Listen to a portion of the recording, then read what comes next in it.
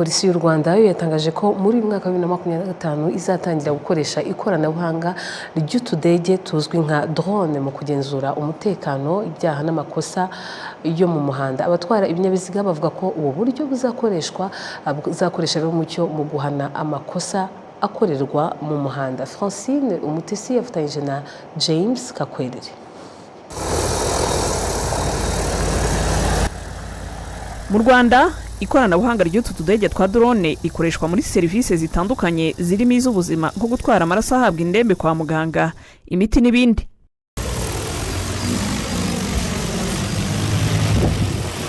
Mu gihe urujya n'uruza rw'ibinyabiziga rukomeza kwiyongera mu mihanda, polisi y'u Rwanda ivuga ko nayo igenda yongera ikoranabuhanga mu kazi kayo kugira ngo kihute. Umuvugizi wa polisi SP Rutikanga Boniface asobanura ko ari nayo mpamvu muri uyu mwaka wa 2025 bagiye kongera utu tudege twa drone mu bundi buryo bukoreshwa mu kugenzura umutekano wo mu muhanda.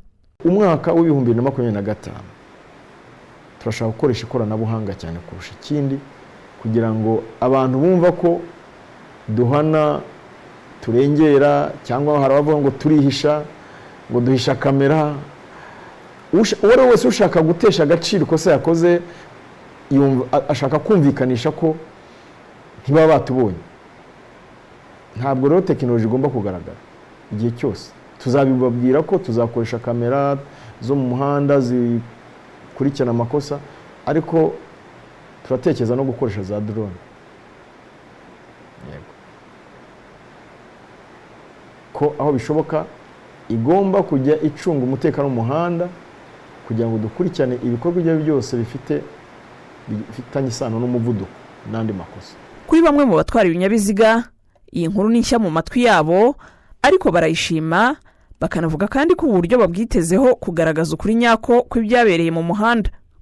Ntabwo izareba gusa twebwe amakosa yacu mu mihanda, izareba n'andi makosa, izareba n'abanzi, izareba se n'utikoreye ibitemewe n'amategeko. Buriya drone irareba kandi ireba mu bintu byinshi, ifite ikoranabuhanga ishobora guhakinga ikamenya ibintu biri iwawe cyangwa se utwaye, cyangwa se ikareba ngo uri kwiruka, ese nimba uriya muntu ari kwiruka yirukanyijwe n'iki. Drone zizafasha 100% mu gihugu. Iryo terambere ni ryiza mu gihugu kubera ntawe rizahohotera.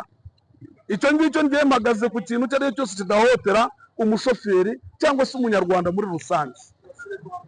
Nta kindi twabivuga uretse kuvuga ko umutekano ni ngombwa mu gihugu, kandi mu muhanda ko iyo hakabije ingamba z'umutekano biba ngombwa usanga n'impanuka zigabanuka. Ubwo izo drone ni ziza ari gukemura ikibazo cyo kugira ngo impanuka zigabanuke mu muhanda, ntacyo bizabidutwaye cyangwa no kubahiriza amategeko y'umuhanda.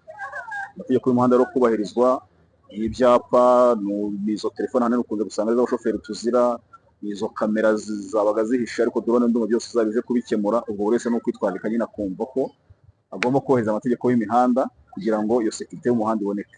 U Rwanda rwaye igihugu cya gatatu ku mugabane wa Afrika kigiye gukoresha utu tudege twa drone mu kugenzura umutekano wo mu muhanda, nyuma y'ibihugu bya Ghana na Afrika y'Epfo, aho uburyo bukoreshwa bwafashije mu kugabanya cyane umwanya imodoka zimara zaheze mu mihanda, traffic jam, kugabanya amakosa n'ibyaha byo mu mihanda ku buryo n'impanuka zagabanutse n'ibindi.